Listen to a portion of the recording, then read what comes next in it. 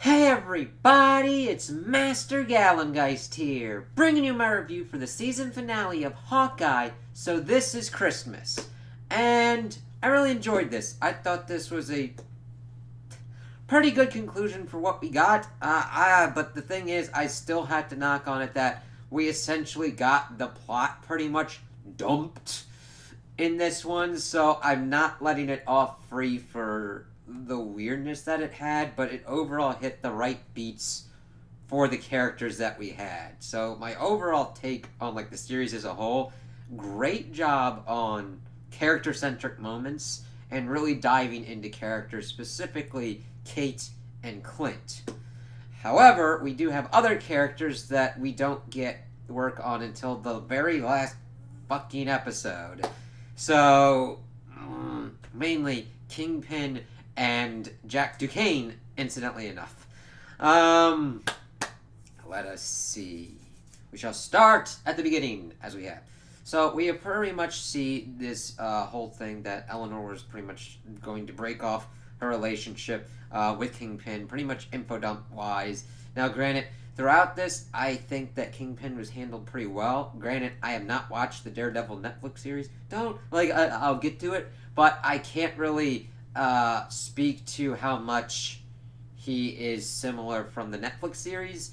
So I'm going to be kind of different on this in that this is my first introduction to him in this point, and the first pretty much big MCU push for him.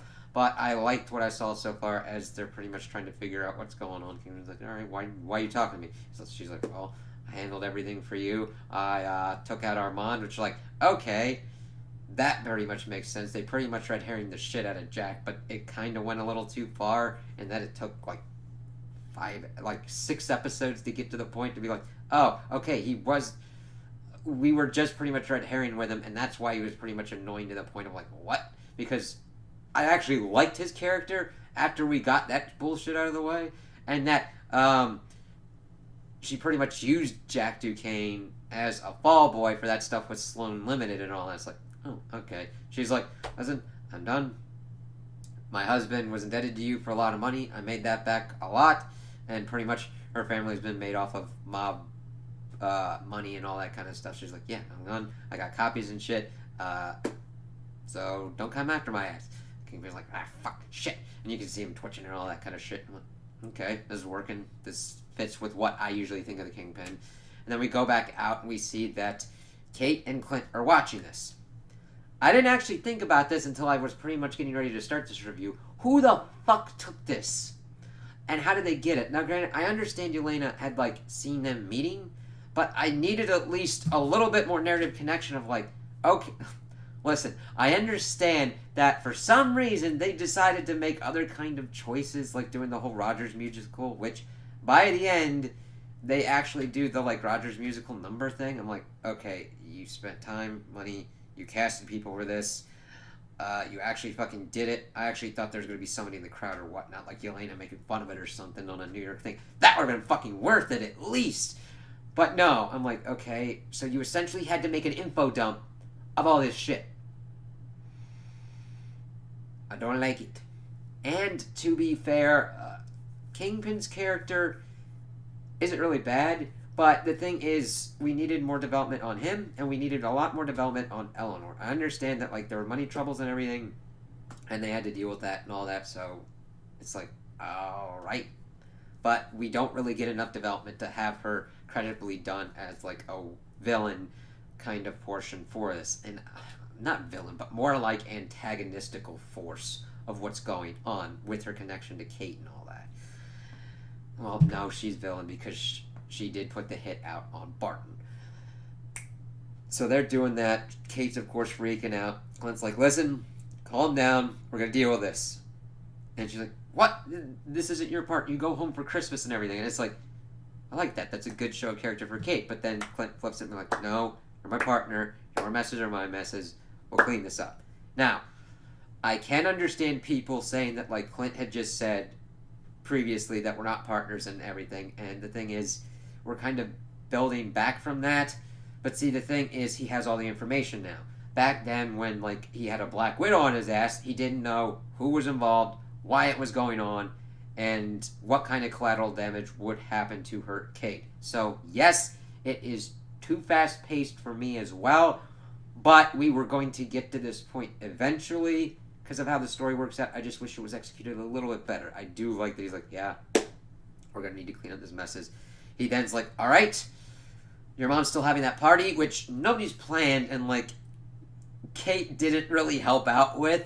So it was kind of funny. It's like, did she do anything for this? Granted, it could have happened off screen, but I need a little something, man. Like, you gotta tell me something. You gotta show me something. You gotta be like, what? Because here's the thing. I only know what you see and or tell me in a TV show. Shock. Horror. Right? You know what I mean? I need a little connection there, man. But then he's like, all right. He pretty much goes back into problem-solving mode. If anything has done for me, it has made Hawkeye a really good character that I connect with a lot. Granted, I like a lot of the characters, and I connect with them for kind of different reasons throughout the MCU. But this, I'm just like, he really fits with like my problem-solving methodology. And now, granted, I probably would talk more with people and say more about what's kind of going on in my head to try and like help with certain thought processes. But the way he just tactically does certain stuff throughout this episode and what he does throughout the whole series, I'm just like, damn, if anything has proven that Marvel can do, if they put their time and energy into something and do it correctly, you can take a character like Hawkeye, which people would like make fun of because of his introduction in the beginning of like Marvel Comics, to do this and make him an awesome character. Alright? So, Marvel, this, him, that, all of it. That is what we want. That is what you could do and deliver. So you've set the standard. Do it. Well, then he's like, all right, we're going to need trick arrows and stuff. So we're going to have to start making some. And then we pretty much go into like the montage of kind of like them doing it. Now, a little bit in between there, we get that Maya pretty much goes and says that, yeah, I'm pretty much done with all this kind of stuff. We start getting at least a little bit of feel of the relationship. Kingpin does feel something towards Maya. Very kinship, because we had Kazi there as well, kind of interpreting and all that. I don't know if this is usually related to Kingpin's familial kind of problems. Like, he's lost some people, and I didn't know if he was using Maya as kind of like a surrogate. Now, granted, he probably did want her father out of the picture, probably thought of him weak or whatnot. Kazi, we learn through the episode, pretty much wanted to be top dog. He wanted to be in that kind of position. That's another kind of weakness part. Maya and Kazi's kind of whole kind of spiel that we get like during pretty much the climax is one of the weakest parts, and it's just like, alright, I don't mind you giving her an action scene and kind of like some kind of depth of dealing with what this character has done since they've got a little history, but it's not been fleshed out enough that I would almost be like, if you'd taken some other stuff out or just cut it and like dealt with it in her series that she's getting, definitely. They've already committed to that, and I'm like, okay, yeah, I kind of want to see more of her character. They've done a good enough job to have me at least intrigued to be like, all right, let's see what's going on. But here, it just kind of muddies it, and it's just like, all right. Huh. But she pretty much tries to feign that like she's done with all this stuff with Ronan and everything and wants to take a couple days to clear her head. But Kingpin, of course, sees through it and wants her pretty much taken care of, either keeping away or taken out, pretty much. And Kazi's like, all right, fine, whatever. So we get a nice kind of scene where they're doing all these kind of things, making arrows, kind of labeling them and everything, and they're just trying to figure out all this kind of stuff. And it's cool. This is where we also get the big moment where Kate really realizes, and not realize, but talks to Clint about kind of like what he means to her. Because he's like, listen, doing these kind of things, it's a big commitment. You're gonna...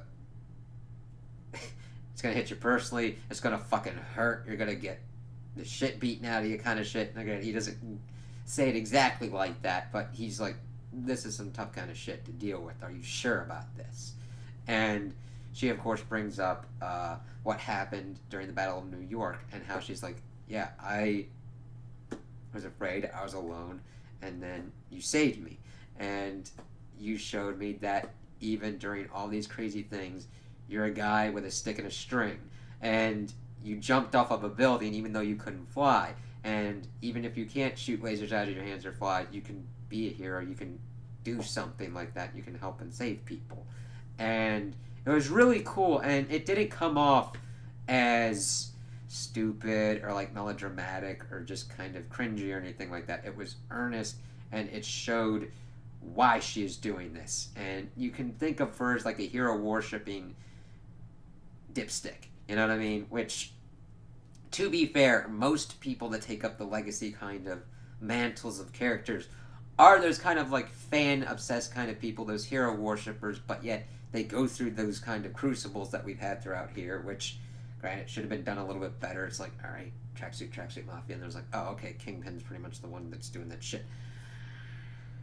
But she's learned, she's figured out stuff throughout these episodes to at least set her up on that beginning part of the journey of becoming that woman with the stick and the string, beating some crazy ass things that deal with fucking aliens and like gods and stones that can bend the fabric of reality to their whim. And the thing is, he gets that and he's like, huh, alright. He just, alright. And it's a great way. It's like Clinton's like, alright, we're seeing all these different kind of arrows, pepper spray, explosives, fucking magnets and shit. And I was like, yeah. The thing is, they tease that shit. It's like, alright. So, we then shift to pretty much what we get is a rolling action, like, set piece. They get to the party, pretty much try and find her mother to kind of, like, deal with everything going on. They actually have brought the LARPers back in as the kind of service people to, like, help in case everything goes crazy, because we see the tracksuit mafia coming in on trucks, pretty much getting ready to deal with Eleanor, because, yeah, that's how Kingpin fucking rolls. Even though she's, like, top socialite and everything and does a lot of shit, Kingpin don't give no fucks and will go and fucking thundercrack you in broad daylight if he fucking feels like it. And this is Christmas Eve, by the way. Try to keep you in the timeline. But we see Clint coming in looking like a boss in his suit, and we see her come in. She looks great as well. It's like, alright, gotta come into the Christmas parties looking swank as shit. They got it. And they're trying to figure out, they're trying to see what's going on around.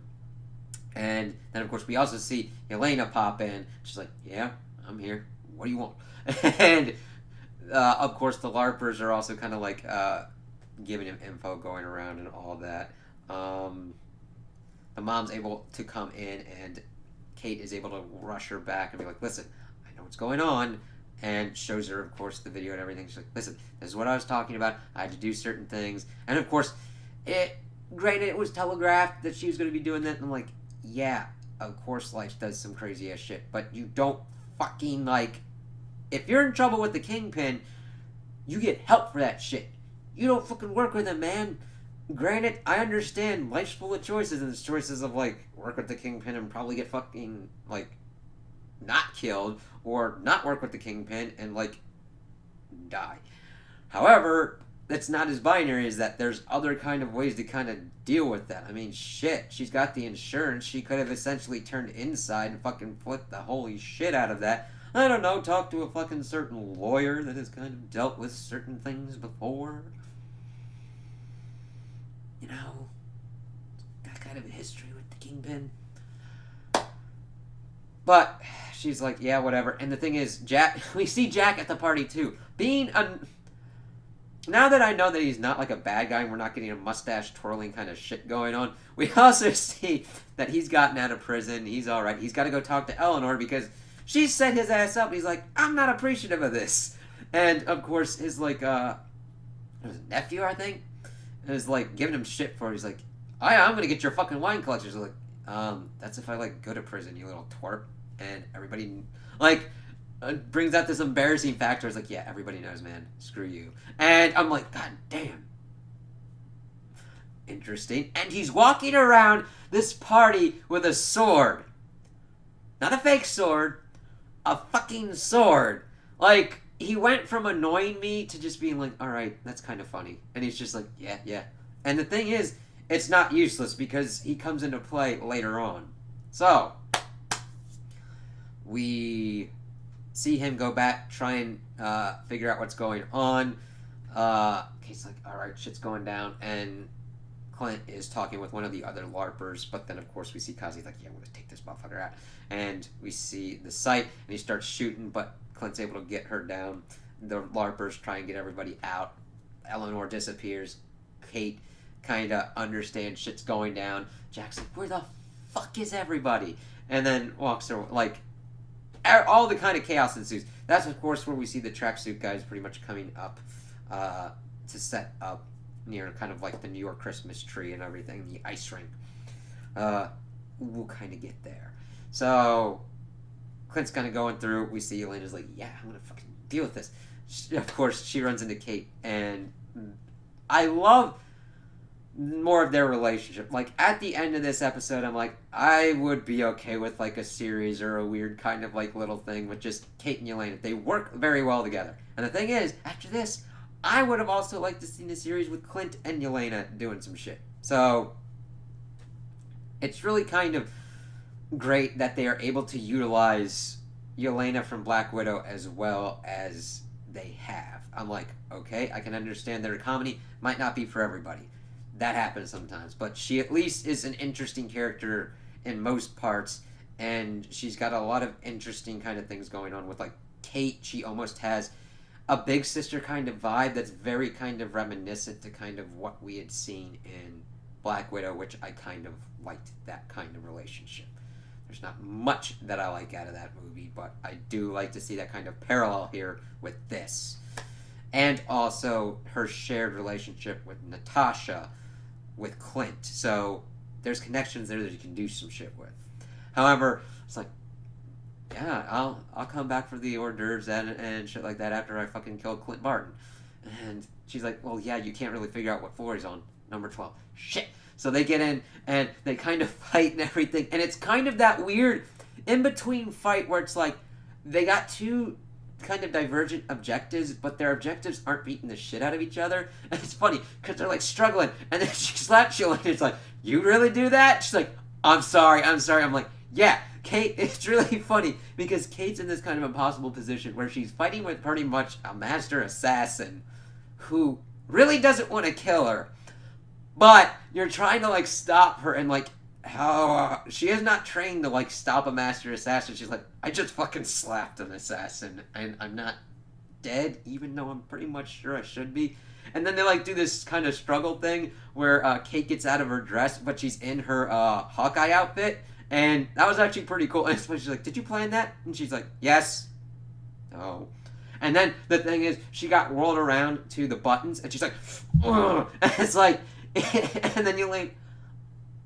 The thing is, I completely understand Yelena's feeling of, like, this person isn't. These two people don't necessarily have to be bad people and can be friends, but that is annoying to, like, stop her. And she's like, oh, god damn it. So she just gets out and fucking starts booking it. It's just fucking funny. And Kate goes after her. We also see that Clint's kind of doing some stuff to, like, fight the tracksuit mafia that's popping up. And he also fights Kazi a little bit and just beats the fucking shit out of him. Again, a great change to his style where he's not really utilizing the bow as much, but more different kind of tactics, even different than Ronin. You see him do a lot of cool-ass shit here that just, it shows how he tactically takes advantage of different kind of areas, where he changes his fighting style depending upon kind of even, like, his objectives, his mood, what is around him.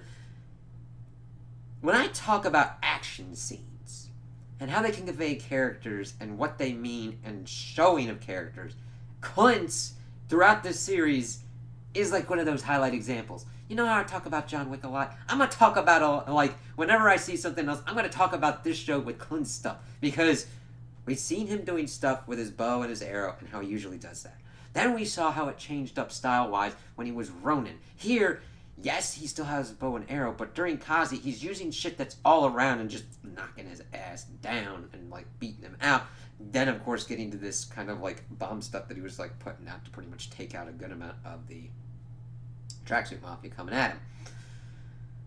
So he's like kind of looking out, trying to like figure shit out because he did pretty much get towards Kazi and kind of like knock him when he was in the other building before Kazi kind of came in. I know it was a little kind of wonky doodah how he kind of like got there, but we are at the end, so teleporting and shenanigans must ensue. I don't like it, but I understand it. And while this is going on, we get another great kind of action scene. However, it kind of felt a little bit more slapstick than I would have liked. But I understand that they were going for as much seriousness as in comedy as well, as we get pretty much a panning shot of Kate and Elena fighting through this stuff as they're trying to stop each other. And it's funny because she like kicks Kate in the ribs and all that kind of stuff. They're like back and through trying to use like all these kind of stuff. They're just doing this off. It's like shit. These two ladies are fucking like combat fighting like shit. Like holy shit, man. And it's well done. I don't think it's like horrible or anything, or that they do anything completely and utterly stupid or whatnot.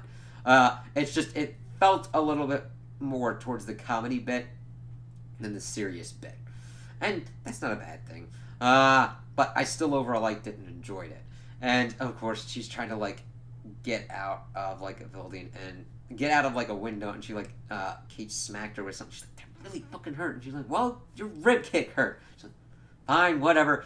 She like shoots down a thing, jumps out, and pretty much tries to get at Clint. She goes down pretty much to the top, tries to like shoot at him, but he like gets into a tree, the big Christmas tree in New York.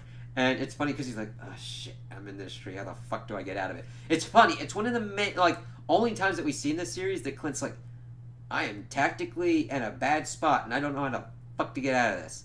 Then he sees this little owl, and it's like, "Oh, cute little owl." That actually comes back. So Kate pretty much is trying to figure out how to do this. She also then is able to like have kind of like a fight scene, taking down like the tracksuit mafia on the ground floor. Of course, we see that the one tracksuit mafia dude did get back into better graces with his girlfriend, and they went to Maroon 5 instead. And she's like, "Oh, that's kind of cool," and then beats his ass. And then it's like, okay, it's kind of weird, kind of a little comedy bit, but it was a character payoff, and I'm like, okay, not bad. Then we see that Jack's coming down. I was like, "Oh, okay, I got this shit," and actually start sword fighting the fucking tracksuit mafia. Then of course we see that the LARPers come out, try and like corral people, and they're like, "All right, we're gonna suit up," and then they get into their LARPing kind of stuff. And granted, I could understand why people would be like, "This is stupid," and it is definitely kind of stupid, but it actually gives them more kind of protective padding. That would help because there's tracksuit mafia people kind of like running around and doing shit. Let's see. So Kate then figures out that Clint is in the tree, and Kate's like, "All right, cool, I'm gonna get you out." And he's like, "What? Tell me what you're doing. Tell me what you're doing. Please tell me you're not gonna do something really stupid." And she's like, she pretty much like uses one of the arrows to pretty much melt the tree and smack it down. And it's like, yeah, that. And they're on the ice. I'm like, oh, Clint is probably like, I can get into his head. And it's like, out of all the ways to get me out of there, you could have done one that wasn't as tactically disadvantageous as this one. And like, he's not completely pissed. But you can tell that it's like, well, this is going to be kind of a shit thing. And then, of course, the tracksuit mafia, like, all these guys start coming down, but Kate comes in like a badass, sliding on her knees, doing some cool-ass shit. And then, like, all right, cool, let's do this. And, of course, Clint takes off kind of like the rest of his party outfit, and he's, of course, in the Hawkeye outfit. That's actually pretty cool. And we see them just have this great action scene that really showcases how well they work together and their skills and the crazy-ass trick arrows they got. They got like pepper spray arrows. They've got well, we've seen the kind of that's what it was. Clint used a gas kind of arrow to get Kazi out of his sniper's nest. We see a magnetized arrow thing that was fucking awesome that pretty much disarms a lot of people. Porcupine kind of arrows that like shoot things everywhere. Trank dart fucking trick arrows and shit. It's just like they take out a lot of people, and it's really well done because it's clear. You can see what's going on, what they're kind of doing. The CGI for like crazy ass shit is not overdone and doesn't look unnatural or whatnot. It's just like, all right.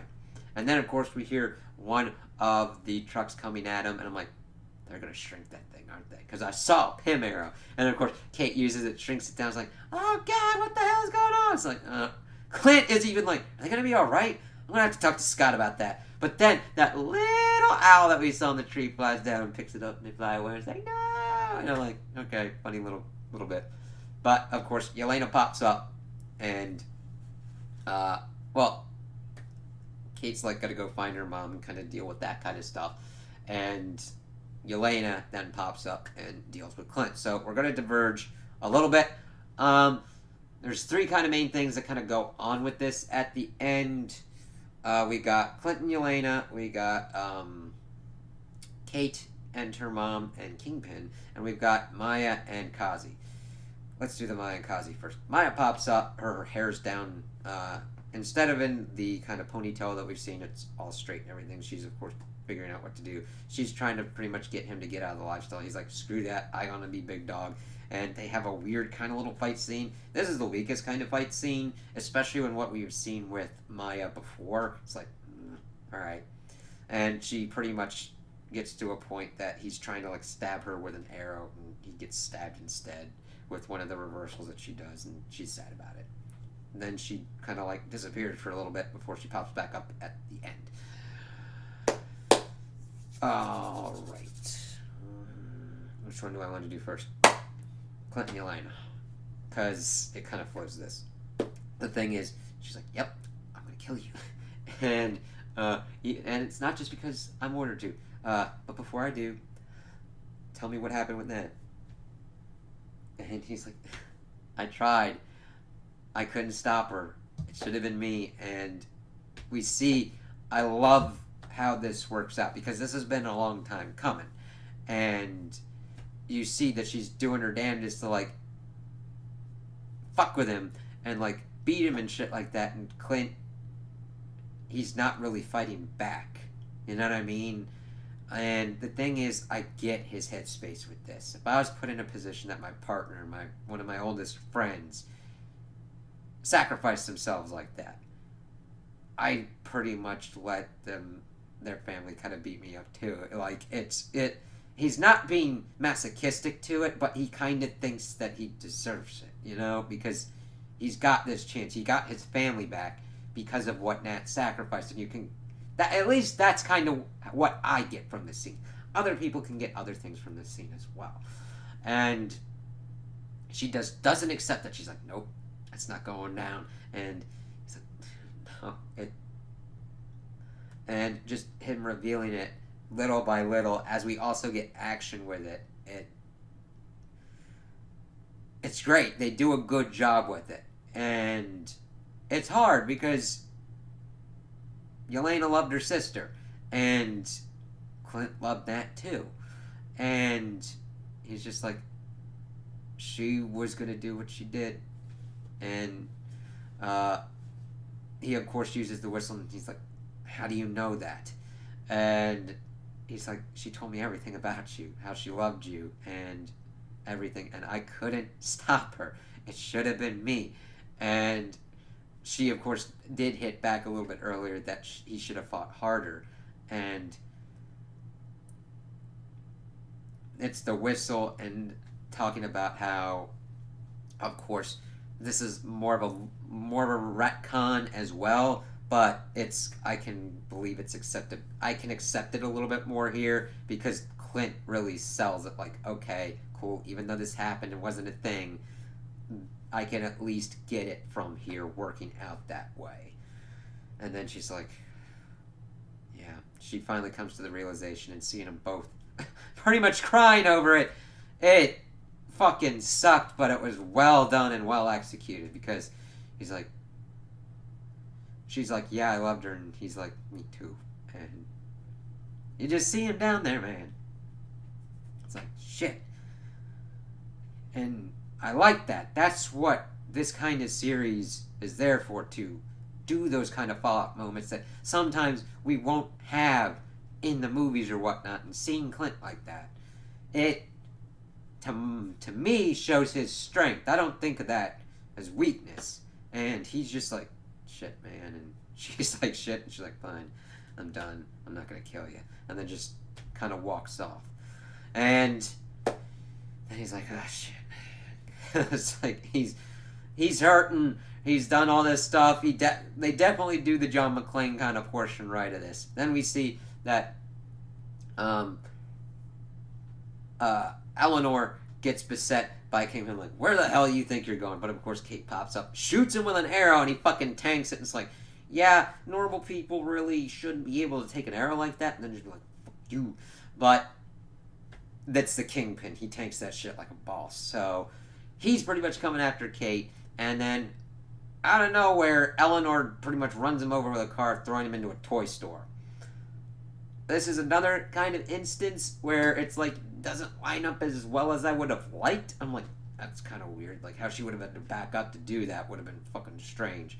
But she, of course, goes in to kind of like keep Kingpin away from Eleanor because she's knocked out because of this. And it's a good fight because it does showcase that Kate is not that versed with fighting Kingpin, so she doesn't like immediately kick his ass. It's not that kind of thing. Now, granted, to be fair, she probably should have been puddle stomped, i.e., like her head stomped into a puddle of visceral, from what the Kingpin can do. But the thing is, again, Kingpin's objective isn't to kill her yet. His objective is to get at Eleanor. However, usually Kingpin would be like, I would have a better chance of fucking with Eleanor if I had Kate and was messing with her. So she's trying to stop him as much as possible. He is like having none of it because he doesn't give a fuck. But we see that the arrows really aren't having much of an effect on him. She's not able to get as good as shots on him, but she is able to like mess around and get one of his cufflinks and does the kind of flip maneuver that she learned from Clint to set off all of these kind of trick arrows at once to kind of blast him off. She also uses kind of electric fence kind of thing to keep him away from her mom. And he gets kind of knocked out for that. And then she kind of gets out. And she's like, oh yeah, do heroes freaking... like, they try and get at Kingpin, but he has disappeared at that point. It's like, ah, shit. And then Eleanor's like, yeah, do heroes kind of get their moms arrested on Christmas Eve? It's like, if they are connected to a mob Kingpin that murdered someone, yes. And the thing is, that police officer that wanted to talk with Kate, I don't know if he's here because I didn't see him, but he got dropped off the face of the fucking earth for anything, so I guess he was just a background supporting kind of thing. I'm like, alright, cool. And they, of course, acknowledge that they love each other, but, like, it does hurt for Kate, but the thing is, it was money gained by hurting people and doing bad things, so I think that she would rather do stuff that helps people and everything. And then they're kind of working out at the end, and Clint acknowledges her and everything like that. They joke a little bit and everything. And we see that the LARPer people are kind of like chilling out as well. Hell, one of the LARPer people were asking if Jack Duquesne wanted to like LARP with them. He was like, dude, you're like walking around with a fucking sword and doing shit. It's like, yes, if anybody would be like great for LARPing, it would be him. So I do hope that we see him more later on, because I'm interested to see what his motivations and his character are, because they played him too much of a joke and a red herring, and I kind of want to see what his objectives are, because he actually helped some people and fought the Tracksuit Mafia, and he would be an interesting kind of dude to like have around doing shit. I mean, he's a dude fighting with a sword. I mean, we watched a whole series of a dude using bows and arrows. I mean, you can do it if you're able to do the character work correctly. And work a good enough, decent plot. So, we then see that Kate has to deal with... we don't get the complete fallout and ramifications of, like, her mom getting arrested and what that kind of entails for her, college, all that kind of sort of things, because they just need the time to, like, be down and kind of decompress over everything. And we see that it becomes Christmas Day. Hawkeye's there with his family. He's got presents and everything, and has Kate with and the dog, who's named Lucky, coming in and meeting his family and everything like that, which was very sweet. I mean, fuck, his wife comes up and just gives her a hug. I'm like, yeah, it would be really cool to be friends with the Barton family. They're they're cool. They got their good old house out there and everything. And we see that Clint is able to get the watch. He's like, hey, listen, you got to take better care of your stuff. And we learn that it's her watch, which was probably the most likely case. And I'm fine with it not being Daredevil, or Daredevil not kind of popping up in this episode or in the series. But I'm like, you could have had it. You know what I mean? So we'll kind of see how that kind of stuff works out. And we see that she flips it over, and it's like a S.H.I.E.L.D. thing. So she was in S.H.I.E.L.D., Agent 19, so she's Mockingbird. Now, granted, that does have some confusion with, like, Agents of S.H.I.E.L.D. and everything, but to my knowledge, its status as canon is shaky at best, leaning more towards not, and I'm actually fine with her being Mockingbird. Because Hawkeye and Mockingbird have been together in the comics, and I'm like, yeah, I like her character. I liked, of course, Bobby in Agents of S.H.I.E.L.D. as well, but that got kind of crazy for me at the end. I'm like, no, I'm okay. So that big reveal's done. We see that Kate's hanging out with his family pretty well, and they're all kind of doing good stuff. Nathaniel's getting like, hey, I always wanted one of these. Got a good present and everything. He's like, hey, Kate, want to come with me for a minute? And they go outside, pretty much open up a grill, and like, hey, I thought since this whole thing started it, you'd help me do the honors and burn it. And they, of course, set it on fire. And she's like, I don't know, should I say a few words? And it's just like standing there like, she's like, all right, now on to the important stuff. I think I came up with a name, Lady Hawk. And she starts running through all these kind of things, and he's just like, no, all these, no. All right, I got an idea. Then it ends, before he even says it, with Hawkeye as the thing leading it. And they're like, hey, yeah, she'd be the new Hawkeye. I'm like, I'm fine with it. And then Hawkeye would just, like, Clint would just pop up whenever and do badass old Hawkeye things. I got no beef with that. And then, of course, you got the whole kind of credits and everything, and then you got the Rogers thing at the end. It's like, all right, cool. So, overall, I enjoyed this series. I really liked how they did a lot of the character moments and everything. Character and what they were able to do writing and content-wise worked very well. I loved learning about Kate and Clint, and Jelena learning about Clint, and those were my main ones. I do like the introduction of Kingpin. However, I think that they needed to do more work overall on the complete plot to integrate him more and to have him more looming to get it actually out there. Jack was wasted pretty much to comedic and red herring status until the end, where he was still comedic, but there's at least potential for his character to be done with stuff. Maya definitely has potential as well. She was more stronger in the beginning halves and then got like petered out at the end. Oh, other little thing that happened. We see that Kingpin ran away and that Maya is not happy with him. He's saying the whole thing about family, and she pulls up the gun, and we hear a gunshot before we see anything. That is pretty much echoing what happened in the comics between Echo and Kingpin, actually. However, it was implied that he was dead, but towards the end, we see that he was blinded. So we'll have to see if that kind of works out that way. Almost forgot that. That's an important bit. So those kind of character moments worked very well. With Maya, the only kind of weakness was the whole Kazi kind of bit and how that resolution kind of came to effect. Eleanor really needed more work, in my opinion, for her villainous kind of thing going on, and to actually have more kind of scenes, and actually needed more content to kind of get that going with Kate. That's mainly down to how long of just 6 episodes this was. So this was definitely an improvement Marvel-wise over the shows. They've been getting better and better for me, in my opinion, because WandaVision was like, what? Especially like the first 3 episodes. Falcon and the Winter Soldier started out alright, but then started going completely nutso balls by the end. Loki was better and a tighter kind of focus, mainly with plot and character, though there were still some kind of strange oddities going on. This one really worked it out with character, but for some reason went fuck balls wild with plot, to the point of like, not that it went wild plot wise, but that there just really was the barest minimum of plot. You need a little bit more than that. So I'm interested to see what kind of ramifications and what kind of setups and everything that we get throughout here. Definitely with Kingpin. Definitely interested in Echo, Maya Lopez's series going forward. Definitely intrigued to see what they're going to be able to do with Daredevil, what their plans are that wise. And definitely looking forward to seeing what they're able to put out with Moon Knight and like She-Hulk and Ms. Marvel. Because if they can keep kind of getting better and better, that's the end game goal there. So those are my opinions on the episode. Tell me what you guys think in the comments below. If you liked it, if you didn't like it, if you agree with me, if you disagree with me. Also like and subscribe, and I hope you have a good day.